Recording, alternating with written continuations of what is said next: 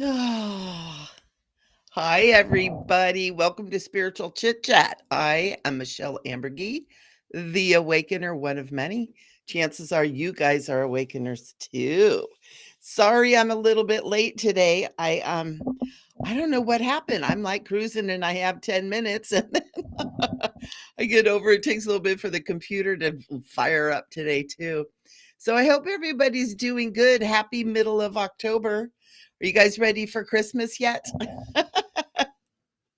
I was just looking at some stuff and I'm like, um, I need to start popping in some little Christmas gifts in there. I need to start thinking about that. And I'm like, oh my gosh, I haven't even paid off last Christmas yet.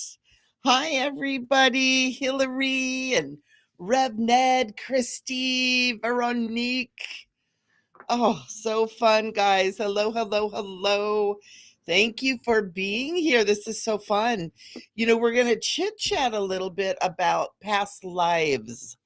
Um, it's a fascinating topic. And I was thinking about it last night when I was just thinking about, what to talk about, what we're going to talk about, because it's a really vast topic, and there's a lot of different ways to go about doing it. And I remembered when I got my certification of certified clinical hypnotherapist, ooh la la, and I realized that my interest was really in past life regression, and so I went ahead and I got trained in past life therapies as well. And I remember when I was doing it, I kept thinking that when we start operating on the understanding and working with the law of one, so we're all one, and within that is also that all time is now, like that there really is no time. It's a construct that we've all kind of agreed on. And it helps us to navigate this third dimensional realm because we're in a realm of polarities. And so there's always kind of the opposite, what is, and then there is the opposite, right? There's like a parallel going on. And so many, many years ago, I used to do not past life therapy, but concurrent life therapy, where it was that we were experiencing all these different lifetimes in these different timelines, but all at the same time. So it was like, because like I have past life, like I know I was in Lemuria. I know I was in Atlantis. I was in Egypt for some of it. I don't have really strong memories there. I have memories of Japan. I have memories of Jesus, of very, very much being a part of when Jesus was here. King Arthur and the whole King Arthur thing, which, a lot of people say it's just legend and lore. I'm like, no, I was there. Um, Mary Queen of Scots, I have huge memories of that, being in Stonehenge and what was going there. The Civil War, I have huge memories of that, and it's interesting. But if you think about it, if we really are experiencing all this stuff in a eternal now type of thing, the only way that we could possibly be experiencing like that is that we are truly multidimensional, right? And so there are aspects of me, there are aspects of you that are experiencing these other lifetimes, these parallel lifetimes, all at the same time. And when looking at it that way, and when I started doing therapy that way, it was way easier for people to tap into that whole concept because it wasn't like we had to reach way back thousands of years in time, right? And similarly, not only could we reach into past lifetimes, concurrent lifetimes, but we could reach into future lifetimes or concurrent lifetimes because we're living them all at the same time. And I found that to be very, very fascinating. And I actually started working on my doctorate um, on, do we incarnate linearly? And so my study was, I was doing hypnotherapy, past life, concurrent life regression therapy on like a whole bunch of different people and trying to see if they through hypnotherapy could kind of solidify my theory that we don't incarnate in a timeline. Because then my ultimate theory was that we're living all these lifetimes all at the same time. And if we're experiencing past life regression, not linearly, and we're hopping around, it would support that and to bring it and tie it all up with what my dissertation was about. But I didn't necessarily find that with the people I was doing hypnotherapy with. And the other thing that I had a few people that when we were doing hypnotherapy, they were going back like hundreds of thousands of years or tapping into a lifetime from a hundred and thousands of years past, where they were just like very simple life forms. And so it was really, really fascinating. And I didn't end up, actually, I haven't even finished my doctorate yet. I haven't done my dissertation. Um, but it was really interesting working with that. And so one of the things, hey there, hey Patty, hey Anita, Aisha, Janelle, Karen. Wow, guys, thank you so much for being here. And so what I wanted to do today, kind of for our readings, is I wanted to kind of tap into the past life thing. Now, if you guys want to do that, if you want like a past life touch in on something, I'll touch in and find like some energy for you and something that I'm feeling that is a part of your life stream, right? Something that is kind of standing out to me. We can do that. We'll call it kind of a past life reading.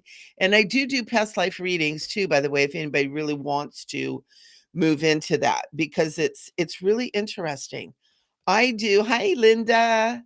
I do that kind of stuff, past life, concurrent life stuff in the package that it is for healing. So it's like I don't usually do that kind of stuff just for, to find out if you're a king or a queen or somebody famous. I actually use it for a healing modality. But I thought it'd be kind of fun if you guys are interested in doing some past life stuff. Oh, very cool, Rev Ned. I'm already getting some stuff on you, actually.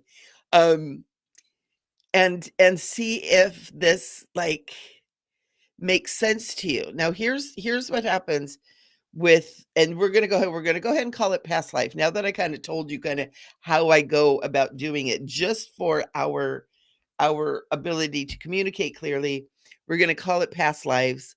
We're gonna call it that way, but you guys now understand kind of how I go about getting to it, because I'm not looking at it as if it's a past life.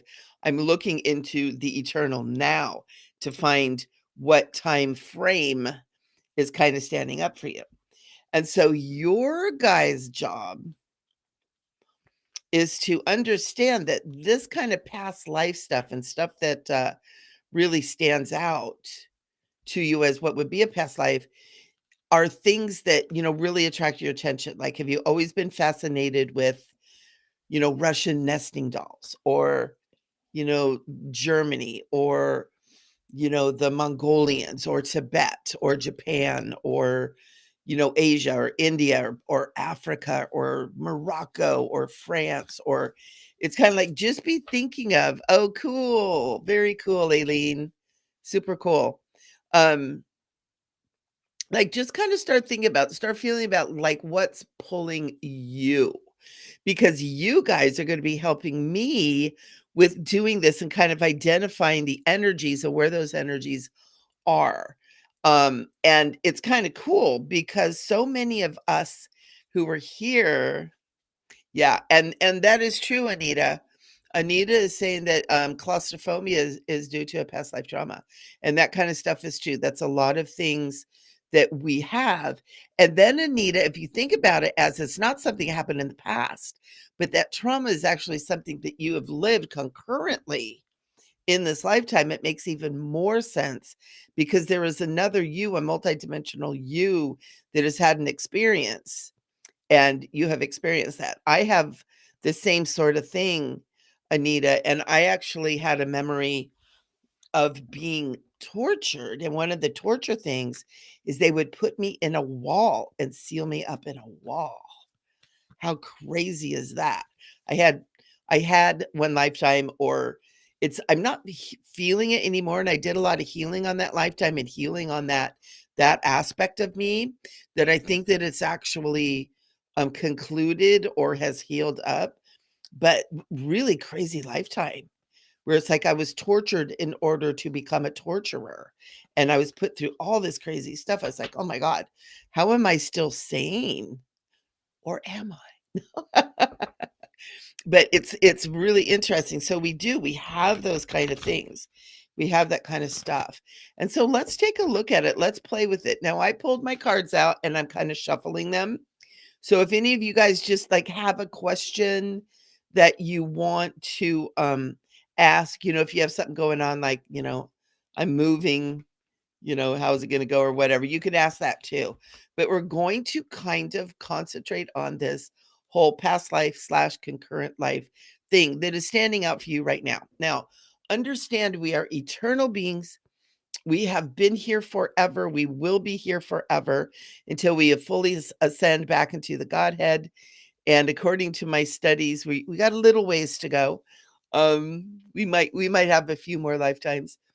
And so understand that what I'm doing is I'm picking up the one that is brightest or strongest for you right now, but that you've lived many, many, many life streams, are living many, many life streams. There's a study that I do, it's called Keylontic Science, and it talks about like the 900 million year history of humanity. And it includes other universes, other places, the sacred geometrical and electromagnetic forms of the universe, the actual structures of the universe, which is not what we think it is.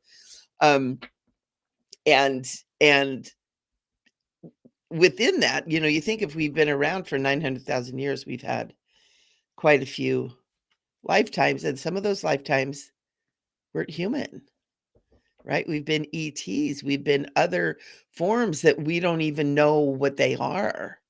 And so we're going to take a look. Okay, Linda.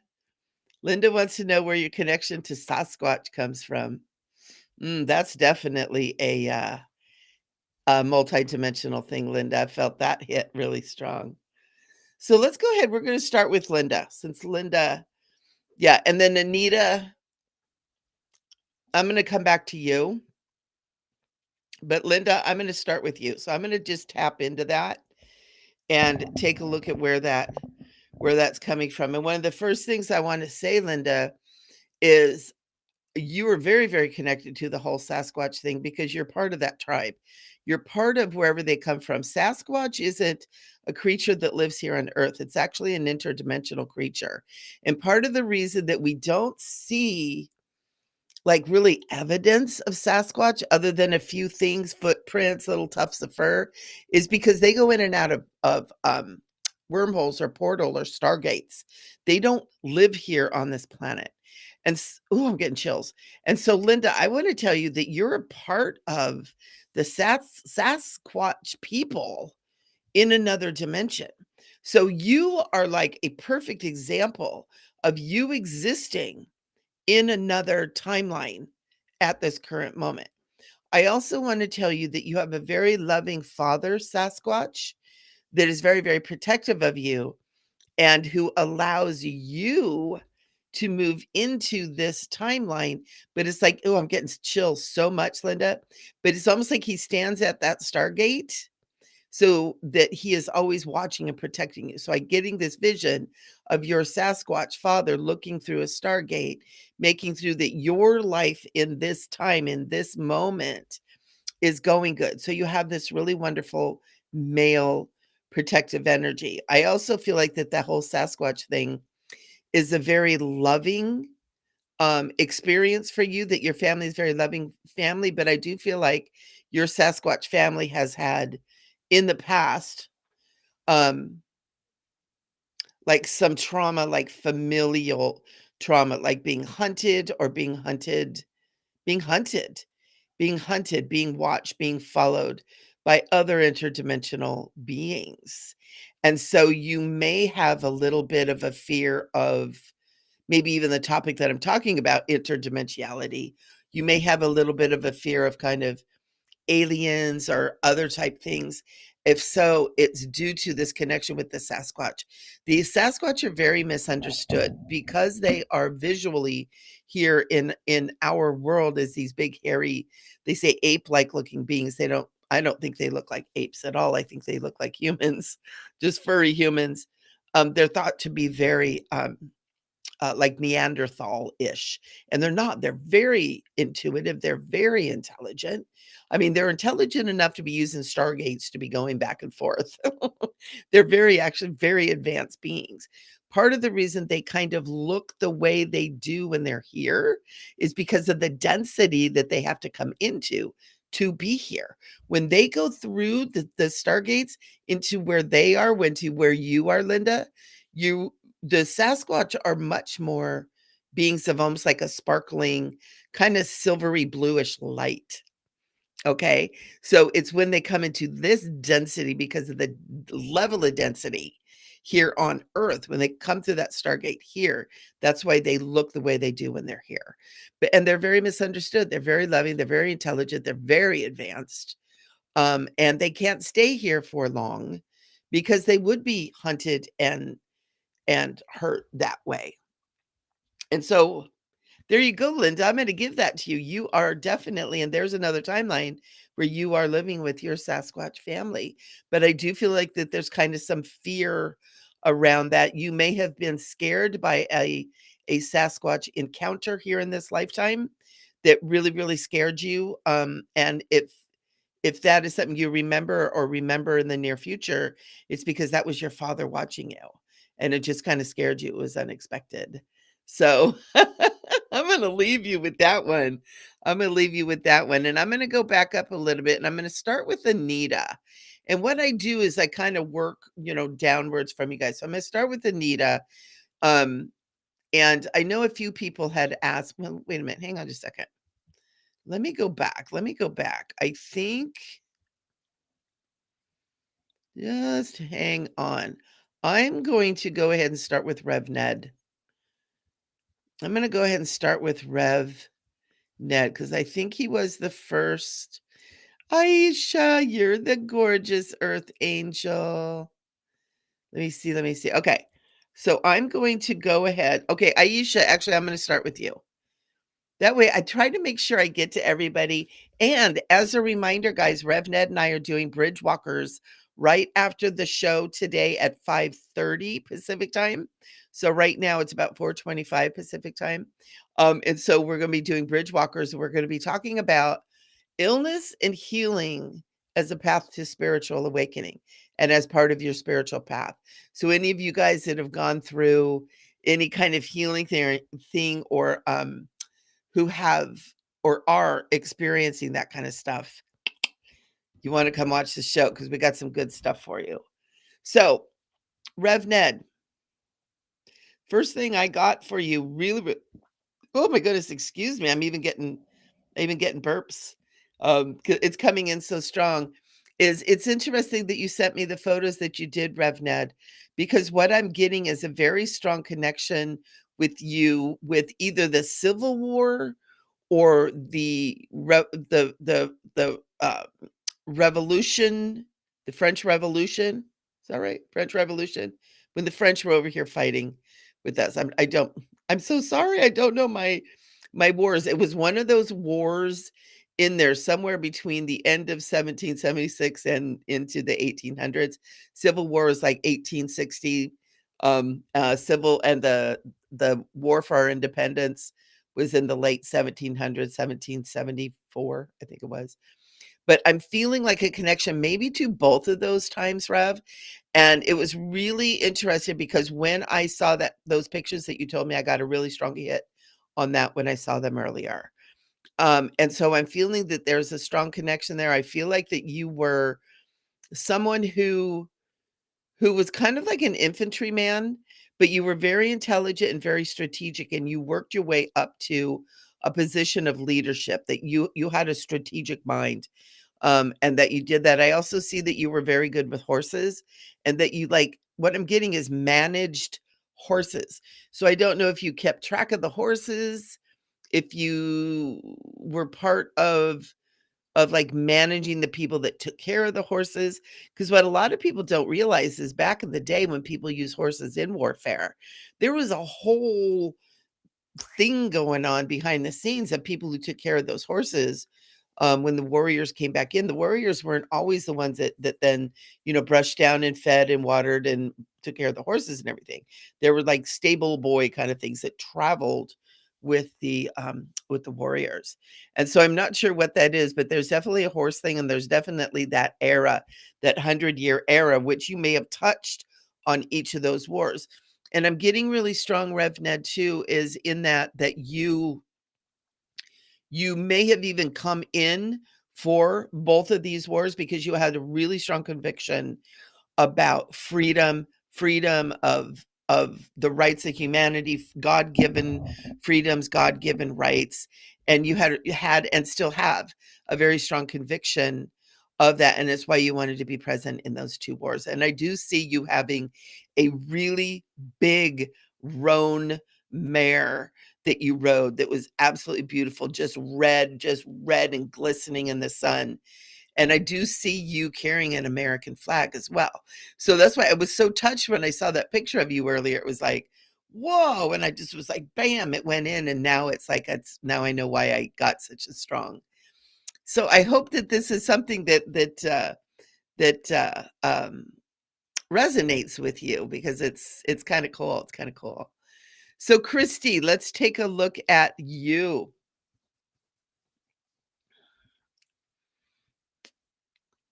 Christy, I am feeling you. What I'm seeing is I'm seeing you in a field, and there's a stream, and it feels very much prairie-like. Not sure quite where it is just yet. Flat field, prairie-like, and there's a stream. And you know how, like, on the prairies, there can be a stream that kind of runs through the prairie, but you can't really see it until you get up on it? That's kind of what this is. So it's not a big river, it's a stream. And I feel like you're there collecting water. I feel like you're washing some things, and you're leaning over,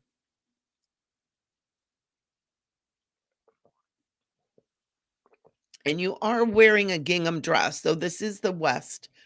This is the old West. This is part of the wagon trains. This is part of the trains the that came across the plains. But I'm feeling very much that you're very much alone. I'm feeling like there's not a lot of people around you, that it is a time when you're alone. I don't feel like you're abandoned, and I don't feel like you're scared. I don't feel like you're scared, but I feel like you are alone, almost like left alone. I feel like that you're maybe early 20s, and I'm seeing you with this beautiful gingham dress, and it has kind of a white, or maybe a light blue with white flowers on it, and it's the gathered under the breast, and it's kind of full, and you've got the bonnet on that's kind of blue, and it's a little bit dirty and dusty, and you're cleaning, washing. They're showing me, I'm seeing you washing your hands. You have mud on your hands, and I feel like that you've been planting a garden or taking care of things like that. And then they're showing me actually a little wooden house on the prairie. So I'm getting like a little house on the prairie kind of thing for you, Christy. And I'm seeing you there alone. Um, and I'm also seeing a wagon, like an old, what would have been a wagon train, kind of out in the field a little bit broken down. One of the wheels is missing. It's kind of leaning to the side. And I see that you using that to grow things in it. It's like you're part of it is filled up. You filled it up with dirt, and you're growing vegetables in it. I'm seeing like carrots and potatoes for some reason in there. I don't know why. I do see children around you, but I don't see them with you right now with what I'm seeing. I kind of feel like that they're gone, like they went somewhere, and they may be gone maybe for a few days to go shopping with dad or something like that. But what I'm seeing right now is you alone here on the prairie, and you living. I also feel like that there is with you, Christy, a community that you communicated with the Native Americans in the area, and that they very much respected you, that you were someone that, like, didn't need to fear, the native cultures that were there. You hadn't ticked them off, that you were very loving and kind, and they were loving and kind to you. And they are showing me inside the house, they're showing me that you had baskets, and you had, uh, uh, blankets that they had brought you, and I'm feeling almost like the the winter before that the Native Americans had actually come and helped you, that the weather had been kind of extra harsh, and that they had come in and helped you. And so I'm gonna leave you with that. I'm gonna let you, I'm gonna leave you with that. That's kinda cool. I don't know if you've, experienced or had any connection with that, but it's really strong, and part of what I'm getting with that too, Christy, is it's a part it's this strength that you had and just this knowing and just feeling safe and, like, knowing who you are, knowing you can handle things, doing living very naturally, living very wholesomely, being kind and respectful to the natives and to the native area that you're in, understanding that you were coming into someone else's land and that respect for that. Um, and it's that energy of that I'm picking up on too. So I'm gonna leave you with that, Christy. I can't wait to hear back what you got on that. That's so cool. Um, Aileen, let's do Aileen really quick here.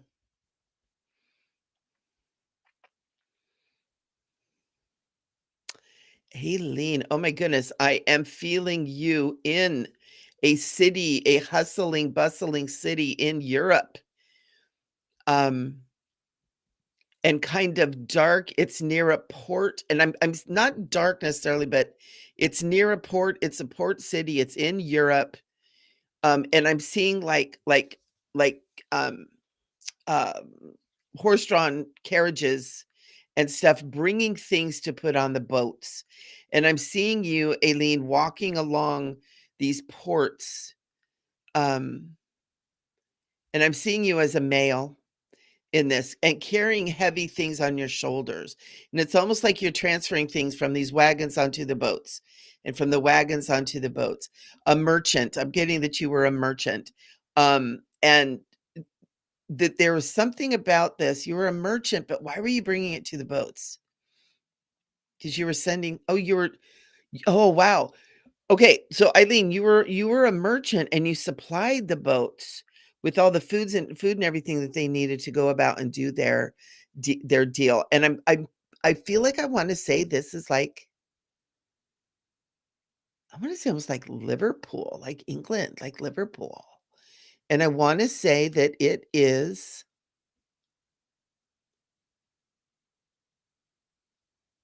gosh, 1700s, even earlier, like early 1700s. But you were very wealthy. You were very, very wealthy, but nobody knew it. And Eileen, I feel like that there's like you got big boots, you were tall, you were a very tall man, kind of handsome. You were single though.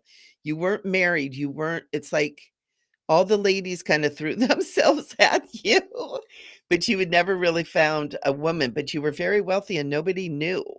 And you were a merchant and you were supplying supplies for these ships that were going out and about. And some of them were really big.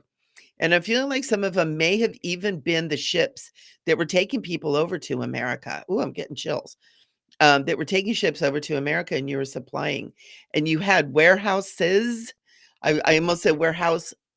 You had multiple warehouses where you were bringing food in basically from the field, and supplying it to these boats who were traveling overseas and other places too. I feel like that you had some kind of trade agreement, with boats that went to Jamaica and getting Jamaican rum, Jamaican spices, teas, that kind of stuff. You were quite an industrious young man. I want to say that you're probably in your late 20s, early 30s, and we're already what would be akin to this day, like a millionaire. But you live very simply. You didn't like live really grand.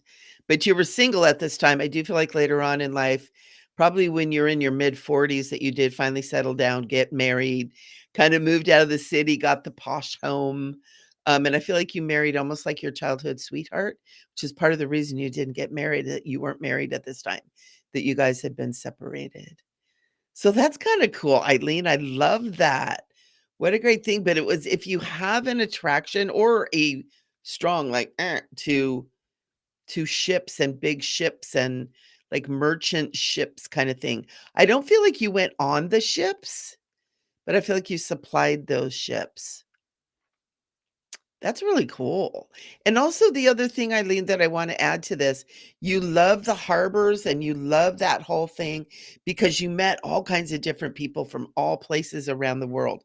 That it was something that really interests you, but there was also something that kept you from hopping on those ships and going out and seeing the world for yourself. It's almost like you lived vicariously from the people who came into that port there and everything. And I do feel very much that it was English or it was there in that area. I keep getting Liverpool.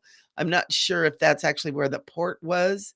I don't know if back then there was a port there. I don't know. Um, but yeah, I'm gonna leave you with that. Eileen, that's really cool. That's super cool. You're really a neat person too. It's like you're very much your own man, right? All right, let's go. Anita, I want to tap into this claustrophobic thing. Um,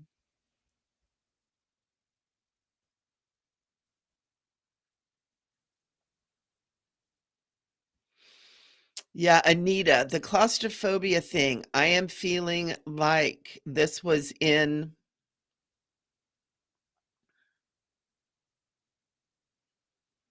God, I want to say it's tied to the church in France. And I can't tell if it was like a church school or if it was like an orphanage kind of a thing or like a boarding school kind of thing. But they're showing me you hiding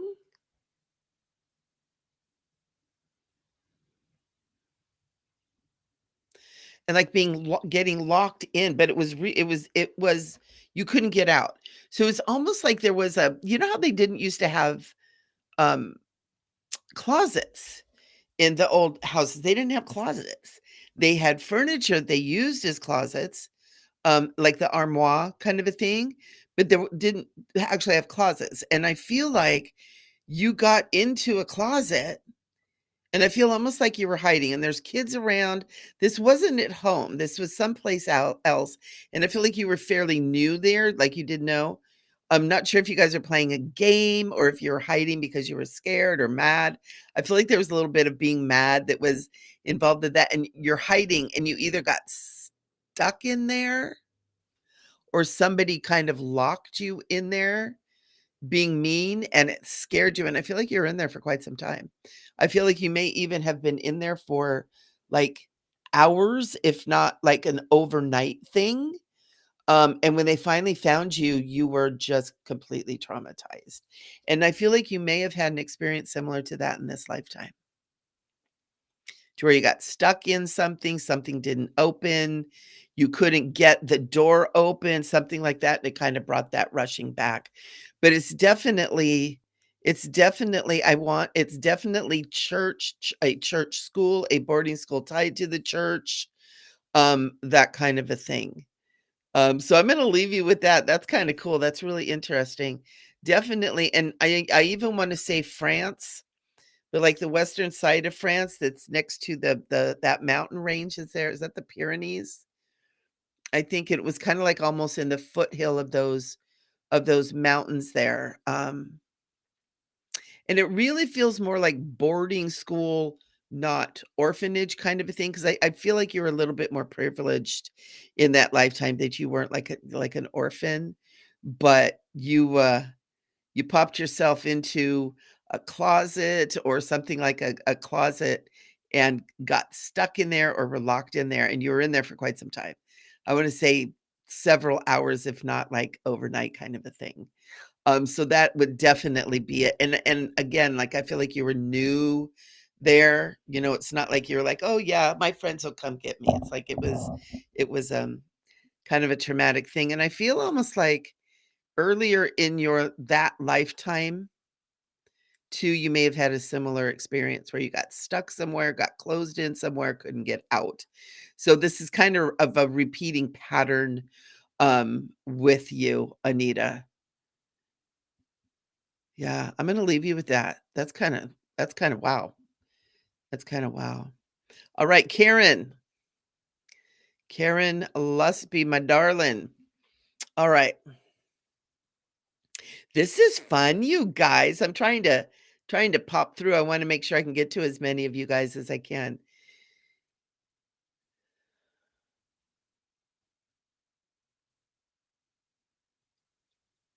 Karen, I am feeling a connection with you. Oh my goodness. I think this is Morocco, Karen. And I feel like it's a connection. And I feel like that you had this is so interesting. I feel like you had a massive, mad love affair with a dark-skinned man that was gorgeous. And I wanna say Morocco. I wanna say that the country of Morocco there, which is a very romantic, kinda mystical sorta place there in the northern shores there of Africa. And I feel almost like he was someone who traveled around, like he traveled over into India and kind of back and forth. I feel almost like he was quite like a maverick of a man. He was like bigger than life, and you just had this mad love affair with him. But he would leave and go off, and then he would come back. But he would take care of you, and you were well taken care of, and you lived a life of privilege. I also see that wherever you lived, that you lived where you had a view of beautiful water. You had a beautiful view. I feel like you had children with this man, but I feel like you may have never been legally, like, rightfully married, that you were what maybe back in the day kind of a kept woman sort of a thing, but I also feel like where you were in the era that it wasn't, like, necessarily a bad thing. It was kind of the culture of that land. It was kinda how it was, and I also wanna tell you, Karen, that you are a beautiful woman too. It's like when you and this man went out on the town that you just took people's breaths away. And I also want to say that you guys were very tall. Um, and I'm feeling almost like I don't know if you know anything about the era of Tartar or the Tartarian thing where they made these gorgeous buildings, and it wasn't in necessarily the area. The Tartarians were everywhere on the planet, but they were associated with these beautiful buildings and these beautiful structures and, like, free energy. It's like they were doing Tesla stuff, back in the 1600s. But I feel like you guys were very, very tall too. So there's come some kind oh, I'm getting chills. Some kind of association almost with the cultures that were once called giants on this planet and this Tartarian culture, and you and this man that you had this wonderful affair with were just these kind of like moguls of beauty and opulence, but that you were very loving, very good people, and that you kind of, what I'm getting, you kind of bestowed your benevolence on all who were around you. It's like you were so loved in so many ways, and your one heartache in that lifetime was that he would go off and would travel for, like, months at a time to basically do his business, and that you were busy, but you always kinda missed him and pined away. This is really cool. I also Morocco is a very spiritual it's a very deeply spiritual place, um, but it's so mystical and so beautiful, and I'm just seeing, like, this building that you lived in was just absolutely gorgeous. It was just gorgeous. It was just opulent and beautiful. So I'm gonna leave you with that, Karen. And you guys, for those of you, that I'm getting to share this with, if you want to, feel free to message me on Facebook later and tell me if this resonates with you or if anything comes up for you or whatever. Because sometimes, these things come up, the things that you don't know about at all. You're like, I don't know. Sit and meditate about it. Let your inner wisdom kind of bring up this information that I'm kind of tapping on. Because it's important because it's coming up for you to know, right? It's like nothing is just nothing, right? It's all meaningful. All right. And Eileen, we did one for you. Anita. Okay, Veronique. And then we'll do Aisha. So, Veronique, I am picking up on something.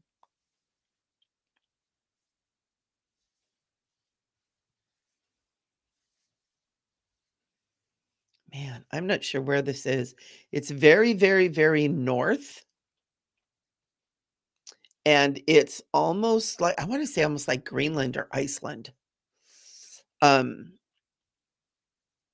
and I'm feeling like seafaring people long time ago. I want to say like the 1300s. And you were like an explorer. You're definitely a male, and we're explorer. And you came over. It's like there were people that were finding this area, Greenland or Iceland, but I'm feeling more like it's Iceland because Greenland is the one that's covered with ice, and Iceland's the one that's beautiful and green. And so like people found Iceland, you wanted to go and explore. And so you came over with kind of a crew of people. I see like 5 other men with you to go explore and map Iceland. And you might want to look up, Veronique, you might want to look up the history of that there. You might even resonate with the name. There were several people that went over there, if I understand correctly, but you went over there and you started to explore it, and you found this land that was gorgeous and beautiful and just like breathtaking, but also the volcanic activity and the activity and the fire and the ice and the whole combination of that. And it was like your life's pursuit. I don't see you being married in that lifetime. Or if you were, you weren't with that person much, that you spent your life exploring. I also feel like you explored even beyond Iceland, maybe into, like, the northern regions of Canada in there, maybe even down into, like, Newfoundland and that area there. But you were a great explorer, and I feel like you were very well known. You know, it's like the name would be a name that we would read about in history books, and maybe not the big name, not like Lewis and Clark, but, but a name that you would find in history books. Google that. Go look at it, see what resonates with you. I also feel like they had a lot of, climbing gear. There was something about climbing, and I don't know if they have glaciers and stuff around there, maybe glaciers on the mountains, on the volcanoes, but I feel like they did a lot of climbing and rappelling and going down into caves and climbing up mountains and that kind of stuff, and you had a particular gift for doing that kind of stuff. But again, we're talking like the 1400s, a long time ago. And I feel almost like you kind of like settled in and lived there in that area. Um, and I see like ships kind of coming back and forth. I do see a war at one time, like a bunch of people came over and wanted to take over that the island there. And so it's almost like you had to stop your exploring and go and kind of war and defend your newfound country kind of a thing. Very cool, very peaceful, nature loving person, but you're willing to stand up for what was right.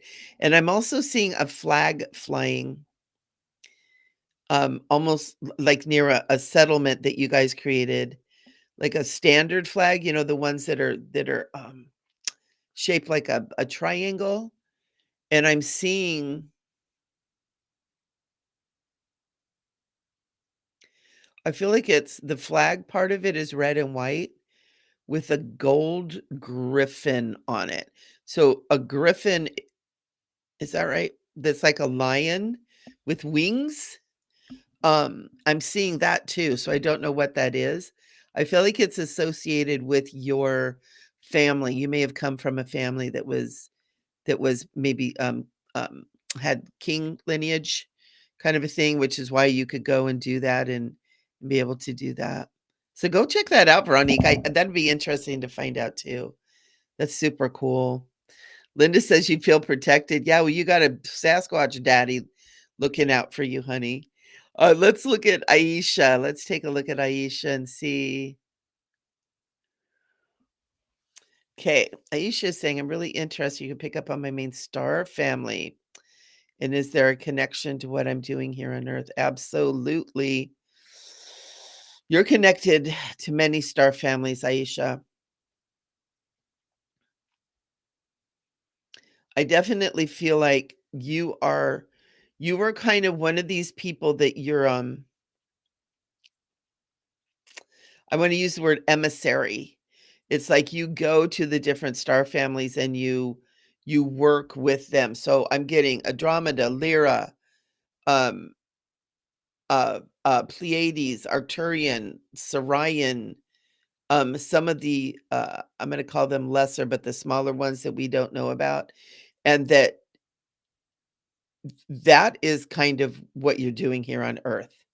Is you're here with all of the wisdom and all the knowledge and all of the connections of the star families whose lineage so many of us carry within us to help us through this time of invasion. And I know you know what I'm talking about. Um, this time of having to really stand up in the light and begin to remember who we are as these beings that are far more than just human, and start to remember to reveal the lineage that's held in our DNA. And so as that emissary, Aisha, you have the knowledge and the wisdom and the like, I'm being shown, like, the paperwork. You have, like, the permission to ooh, I'm getting chills, to be this oh my gosh, to be this powerful person holding this. I also feel like your DNA holds all of these different beings in it. It's like you don't have a main star family. You're all of them. You're all of them. You are all of the powerful ones who have seeded humanity that are part of the creation of this plane of existence that was given to us in order to enjoy this physical wonderful experience, and yet it was kind of hijacked, right? And it's like you are an emissary who's come down here that's like, hey people, remember, remember, and just by your presence and you having all of this in your DNA, because you're running on at least 6 strands right now, if not more. Um and so that is like activating people around you. So when people come around you, whether they even have any idea here what's going on, that you're activating their DNA. And so if you had to pick a main star family, I want to say Lyran. I wanna say Lyran, it's kind of like it's almost like the House of Lyra, everything kinda came from that, and so I'm gonna go hit that at the top, but you may even be associated with someone even more ancient than that. I think that that's just what we know right now. You definitely are a guardian, you're definitely here on that stream, and I know that you know what I'm talking about with all this stuff, you definitely are that. Matter of fact, I'm being told to tell you right now that your main star family, you're a guardian. So you encompass I feel like crying. You encompass all of them. Karayasata. Yeah, yeah. Woo! I've got chills all over my body, Aisha. Thank you for being here. You're an activator. You're an activator. That's why I call myself the Awakener, right? You're definitely an activator, and you're just bringing all of that in with you. You're all of it. You're all of it. You're a guardian. You're holding all of this. Wow. Wow. Let me know how that resonates with you. Yeah, it's almost like you know this. It's almost like you know this, but thinking of it is a little bit too big for you to contemplate. And so you're kind of like, well, what's my main one? All of them are your main ones. You're all the above, Aisha. You're all the above. Mwah. I love you. This is so cool. So cool. Okay, and let's do one more and then I gotta run.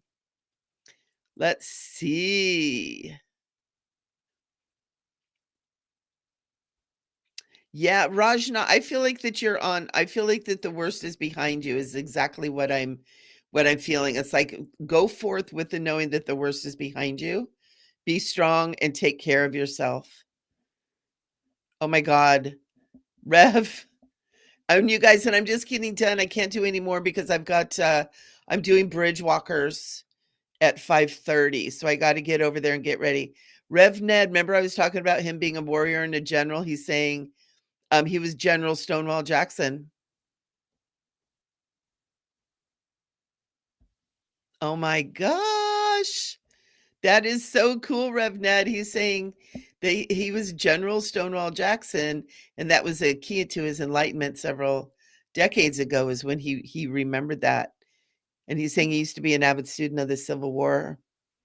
Wow. Oh yeah, it's so much in your field. Wow. I remember we were talking about that a while ago. Wow, that is so cool. Wow, this is so cool, guys. Thank you so much. Thank you so much. I do have to get off. I apologize. Um, once a month we have bridge walkers with Reverend Ned, and so we're going to be on again at 5:30, and we're going to be talking about and we're going to be here on YouTube on this same channel, on my channel. Um, and we're going to be talking about illness and healing as a path of enlightenment. So, or as a path of awakening and a spiritual path. So if any of you have kind of struggled with that, or if any of you have like these autoimmune diseases seem to be the core of a lot of that stuff. And a lot of people that are very sensitive, a lot of the light workers, a lot of the star seeds, the indigos, that kind of stuff are all have these crazy things. So very cool. Yeah, Aisha, that's really cool. I love that. Okay, guys, I am gonna run. I love you guys. This was so fun. We will do this again, okay? We'll do this again. This was super fun. I love that. That was crazy tapping into the different lives. I felt like I was like traveling through wormholes throughout time and space. That was crazy. Oh my gosh. And also remember too, well, and Katrina's saying, "That's me, vague autoimmune issues." Yeah, I had autoimmune stuff for years, and the doctor's like, "Oh, you're just a big baby."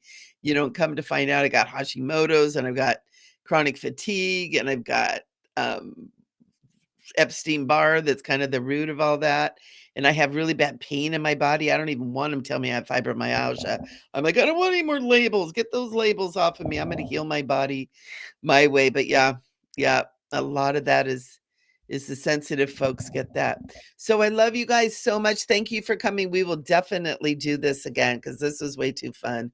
Maybe we can do it in a couple of weeks. I'm getting ready to set up my November calendar. And so I'll put a past life regression thing in there because this was fun. So I love you guys. Thank you so much for coming. There would be no reason for me to be here if you guys weren't coming and being a part of this. So thank you so much for coming and letting me have fun. And I love you guys. 5:30 Pacific time. So half an hour from now, bridge walkers start. Rev Ned and I are going to be there having fun and being silly and talking about good stuff. So I love you guys. We'll see you next week. Mwah.